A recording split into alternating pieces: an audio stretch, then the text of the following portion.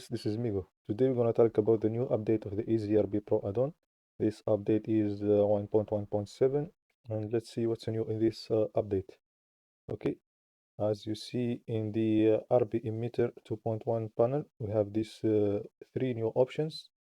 We have the scale, linear velocity and the angular velocity. Okay, and as you see, if we try to emit this soda can from the empty, we can just press emit right here and we have this new green collection. We can select our soda can and move it inside this collection. Okay, now let's select the empty and press emit, and we have this emission, but as you see the collision type is box, so we need to set it to cylinder or convex hull. Okay, let's remove this emission. As you see, the shape of our soda can is cylinder, so let's choose a cylinder type of collision. Okay, now if we try to emit, we will get this emission. Okay, this is the basic of how the emitter works. Okay, now what we're gonna do, I'm gonna explain the linear and the angular velocity. Okay, so the linear velocity was available before, we used it before, where those values of the linear velocity, for now we are emitting the objects in the z-axis with value of 5, so the objects will shoot up like this. If we change this value to negative value, the objects will move or emit down like this. Okay, and we have the other axis, the x and the y. Also we can shoot the objects in any direction we want. Okay, now let's remove this. Okay, now let's talk about the angular velocity. Okay, what's this mean? If we set this maybe x to 45 degree, the objects will, when will emit, they will rotate like this. Okay, now we set this x to 45 degree. Okay, let's emit, and as you see, the objects will rotate before they emit, and they have now angular rotation. Okay, to see the effect better, we have to make the emitter size to 0 and maybe increase the rate to 8 frames. Now I think we're gonna see the effect better, but also we can decrease the RT loss because now the objects will lose the rotation almost immediately. So what we're gonna do, we're gonna set this to 0.6 and emit. As you see, the objects have this rotation, and if we make it a negative value 45, they will rotate in the other direction like this. Okay, and let me duplicate this one so we can see better and give it a positive value so we can see the, okay, as you see, they are rotating in the opposite direction. Okay, okay, nice. So that's it about the angular velocity. Of course you can choose any axis. Maybe you prefer to rotate in this axis, you can do it like this. The y-axis, you can also combine x, y and z axis like this, just random values like this to get other effects.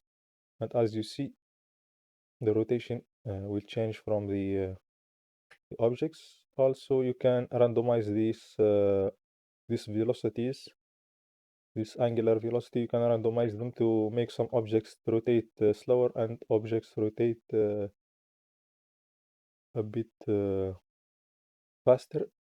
Also, I think the linear velocity is a bit too high, so let's make it 2. And now let's see the effect. Okay. As you see, if we disable the gravity, you're gonna see the effect better like this. Okay. This is the angular velocity. Okay.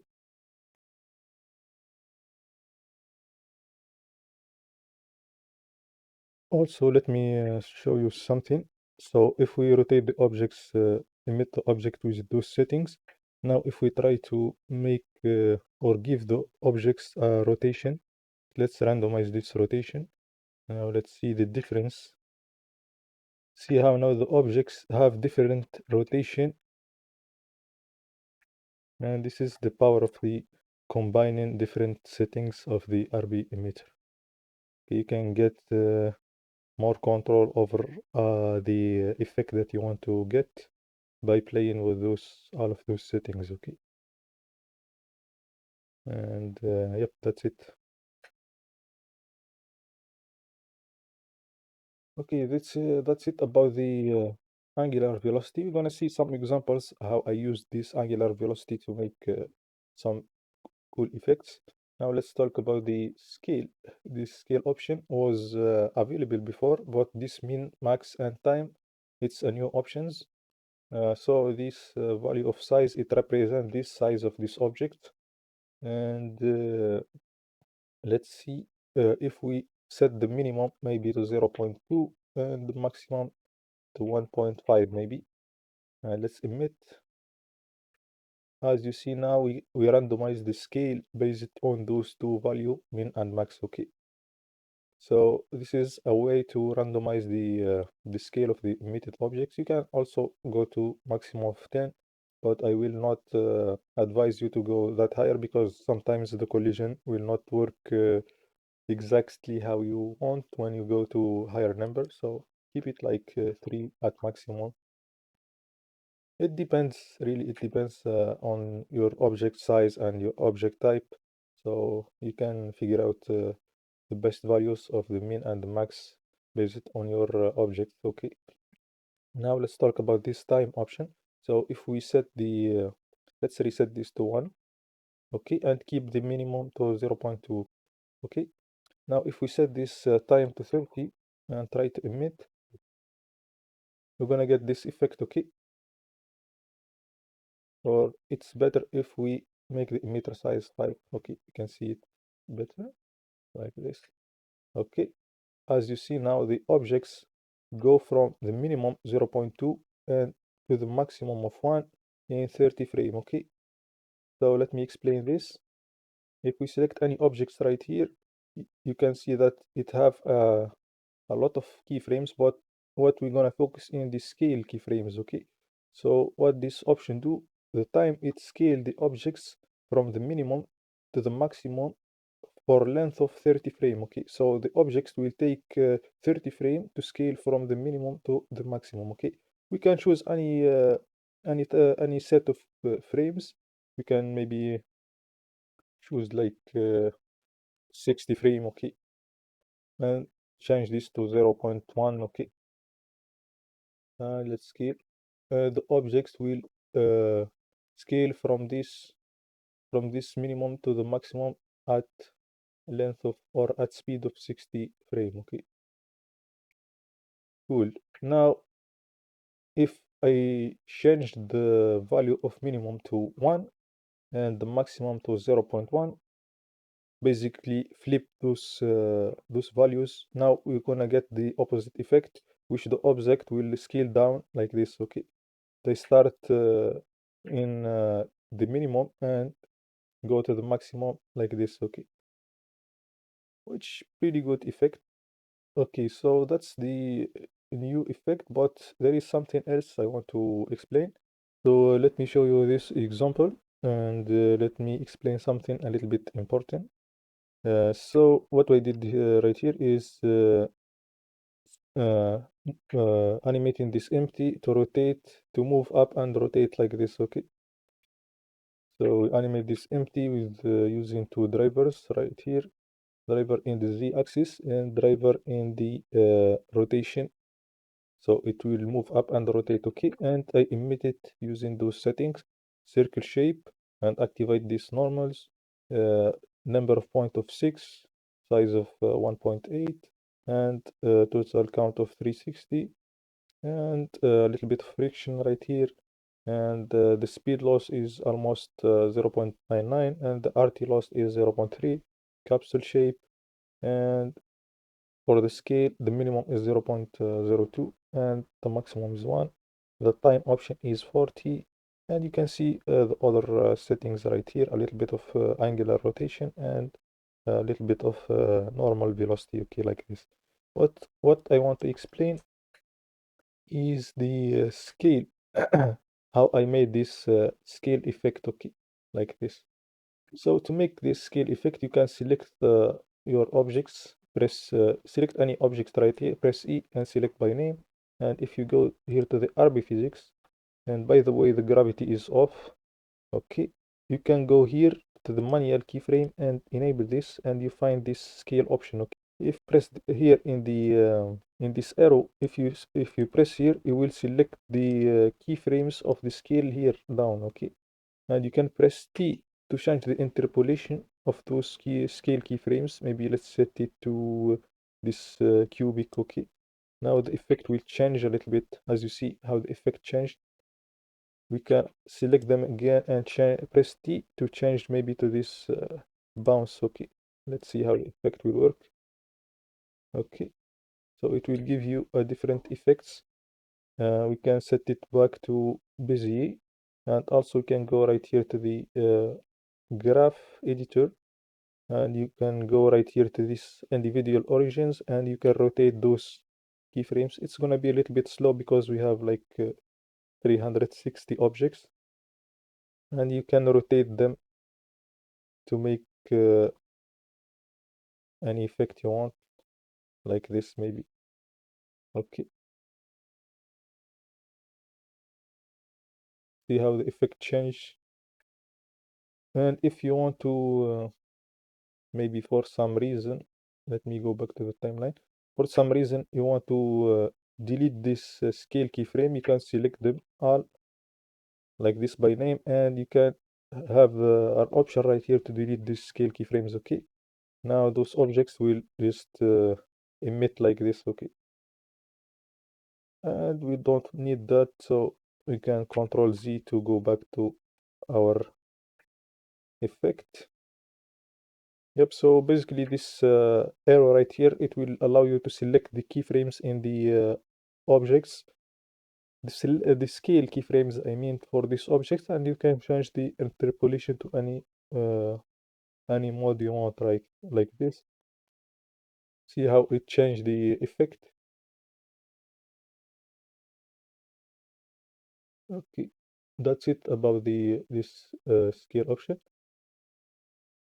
Okay, we have also here two options for the gravity. Okay, let's explain them in another example. Okay, now let's explain this gravity on, off, and off, on. It's very simple. It's just a quick option to keyframe the gravity or to toggle the gravity. So if we press right here, select any frame you want, maybe just 20, and press off, on. Okay, now the gravity is off. Okay, until this 20 keyframe, and it will be on like this. Okay, and also we have this on, off. So it's two options to toggle the gravity, to keyframe the gravity a bit faster, and we have this option to remove those keyframes. Okay, it's just a quick option to, when sometimes you want to keyframe the gravity, you have to press right here, press E, keyframe, go another frame, deactivate it, press E to set keyframe. So this all this operation, now it can do it with one click like this. Okay, and you can remove it from right here. Okay, now let's see how I made this little bit of interesting animation or simulation using the angular velocity. Okay, so what I used right here, as you see in the settings, I have this empty, which gives it a driver to move in the x-axis like this with the speed. And as you see, the emitter size is 0, the count is 50, the emitter rate is 6, and I added a 0.5 of friction. Friction is very important to make the objects a little bit stick when they land. And I didn't touch the scale or the rotation, and I give it a linear velocity in the negative x, so the objects will emit in this direction. And also I give it a little bit of the z-axis, so when you combine the z and the x, it will have this arc of velocity. Okay, now I give them a linear or I give them an angular velocity of 90 degree. So when the objects when they emit, they have the this rotation. Okay, if we remove this emission and set the rotation to 0, we'll see now the difference. Okay, see how the difference, they will not rotate if they don't have angular velocity. Okay, and if we give them back the angular velocity of 90 in the x-axis, they will rotate like this. But you see the question coming, how to make them land like this. Okay, now it's a little bit tricky, but let's delete this ground. Okay, I will show you an example. Now if we moved, or before we delete the ground, if we move this this empty up and emit, okay, they will not land correctly. Okay, so it's a little bit tricky how to make them land as you want. Okay, so what you're gonna do, you're gonna you have two options. Either you keep moving this empty until you get them land correctly like this, or you have another option which I think it's simpler to make them land. Okay, so what you're gonna do, you're gonna delete this ground, we don't need it. I just add it. You're gonna add a plane like this. Okay, and let me go in the top view so we can see. You can add a plane like this. Okay, make it bigger a little bit like this. Okay, and try to emit. Okay, emit with any settings you want. Just emit like this. Okay, let's see if they drop or no. Let's give it a passive rigid body. Okay, let's see. Now as you see, they will drop. Okay, so what we're gonna do, we're gonna see how this where this object is almost landing like this. Okay, now we can select our plane and move it up. Okay, like this, maybe right here. Okay, and as you see, we made it land almost perfectly. Okay, you can just hide those objects because they are just in this collection. Can hide them, and as you see, we make them land perfectly with just simple trick. Okay, we can also delete it. Maybe let's make the rotation just 45 or minus 45. Okay, so now they will not land correctly. Okay, probably they will like fall. Okay, they fall like this. So how are we gonna make them land correctly? With the same trick. Okay, we just see how the rotation is almost in this one is almost right here. Okay, maybe let's move it down a little bit to give them more space to land. Okay, okay, nice, like this. Very cool effect.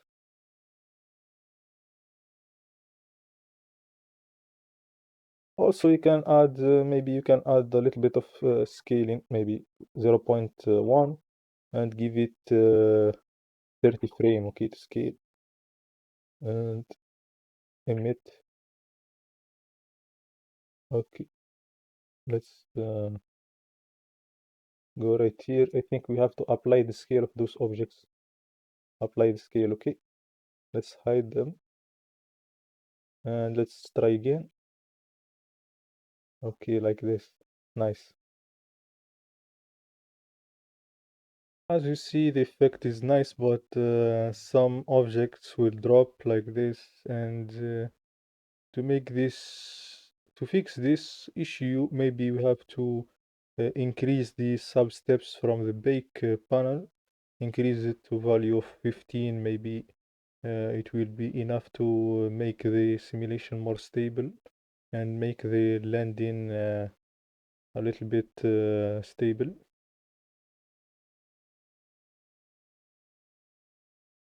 And also with the same technique, I managed to make this board of chess and those pieces land correctly.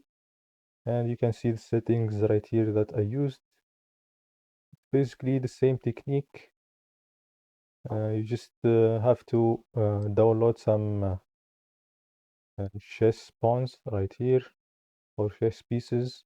Make sure that the origin is in the center at least of the objects, and make sure they are optimized, and apply the scale and the rotation before you emit, and you choose you animate your empty in any direction you want. In this example, I made it animate in the Y direction, so it move in this direction. And I make the emission rate 8, so it cover those checkerboards like this. And I give them a rotation or I give them an angular velocity of 45 degree and linear velocity of negative 1 in the Y and 1 on the Z. Okay, and as you see, if we move the I think we are our simulation is baked, so let's delete the bake. As you see, if we move this checkerboard down a little bit, the objects will not land correctly. As you see, they will fall like this. So you just gonna do the same technique before. You're going to see where the objects almost land. You have to see like they will land almost right here. Okay, so you just need to make the checkerboard in this position. Okay, and now they will land almost perfectly. But right here, as you see, we cannot really do anything because when they fall, they have like each piece they have a different rotation. See, when they fall right here, it's impossible to make them stay like this. Okay, so it's very simple and very easy to do using this technique. And yep, that's it for this simulation. I used the convex hull shape right here because we cannot really use any other type of collisions. Maybe you could use this one cylinder, but it's not really accurate. So I use this convex hull. And make sure that the objects at least have a perfect base to land. Okay, it need to be flat to land, and you will get almost a perfect landing like this. Okay, so this is just a small project to test the angular velocity. As you see, with the same technique, I managed to do this cute animation. And this time I made the emitter shape to line with 3 points, and I made the empty rotate in the z-axis with this driver. And as you see, uh, I made the linear velocity with value of 1 and z velocity value of 1, and I made the angular velocity in the x-axis 25 degree, and we got this little circle of those turtles. And if we change maybe the value right here to 2 and try to emit again, we're gonna to get another circle like this. Okay, this time it's a little bit bigger circle. That's it. You can maybe, if you don't like the second collection, you can hide the first one and delete the second collection. Okay, now you can unhide the first one and you get your youth animation or simulation back. Okay, so in this let me show you. In this type of when you use the angular velocity, make sure that your object or the origin of your object is in the center, so it will rotate correctly. Okay, make sure always the origin is in the center, and make sure always to apply the scale and the rotation, okay, for the objects before you emit, so you get the correct emission and you will not get any issues with the rotation or the scale of the emitted objects. Okay, you can maybe delete this, change the points to 2, emit, we'll get another type of emission like this. Okay, very funny. You have to do some math uh, to get a perfect circle, you know, and you can keep try and you can get very interesting effects. Okay, that's it about this example. Yep, and we have this small project. I just made it for fun, you know. It's a box of diamonds where the I rotate the, you can model the box and give it a rigid body active with type of mesh, and check this animated box. So when it rotate, it keep the collision updated. And I added an empty. Let's hide our box first. I added empty right here, and I emit it with this settings.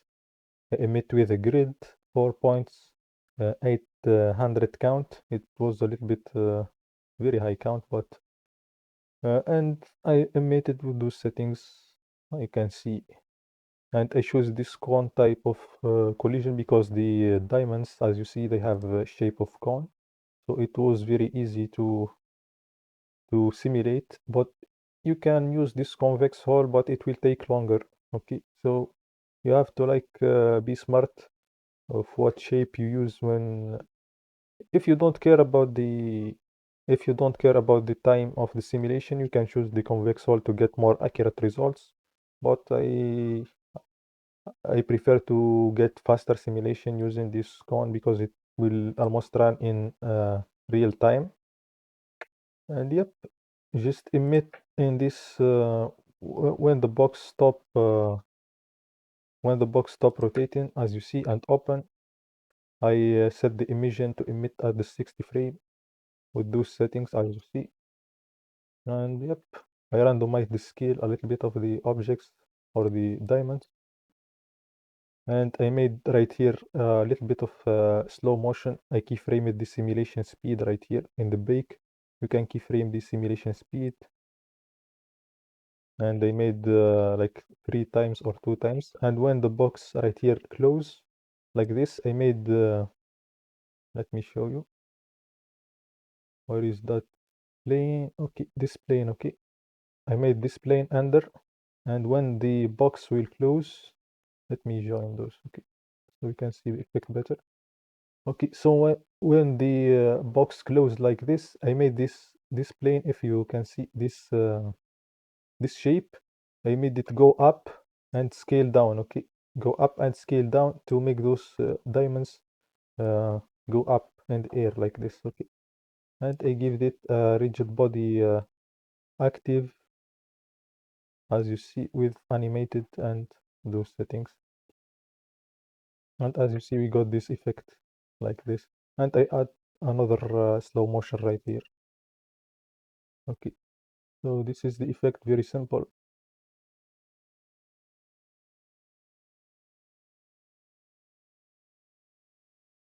Okay, there is nothing really special about this, very simple effect.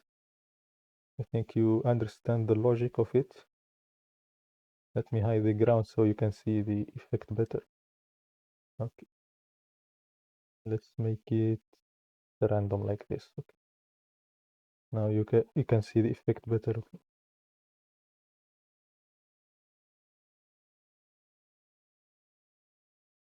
Okay. Yep, that's it about this animation. And yep, that's it, guys. This is our update. I think I explained everything: the scale, the minimum, the maximum, the time option, and the angular velocity. We have this option to toggle the gravity on and off, and you can remove the keyframes. And you have this scale to select the scale keyframes and adjust the interpolation. And yep, this is what's new in this update. I hope you enjoyed the video. Thank you for watching, and see you soon in another tutorials. Thank you for watching.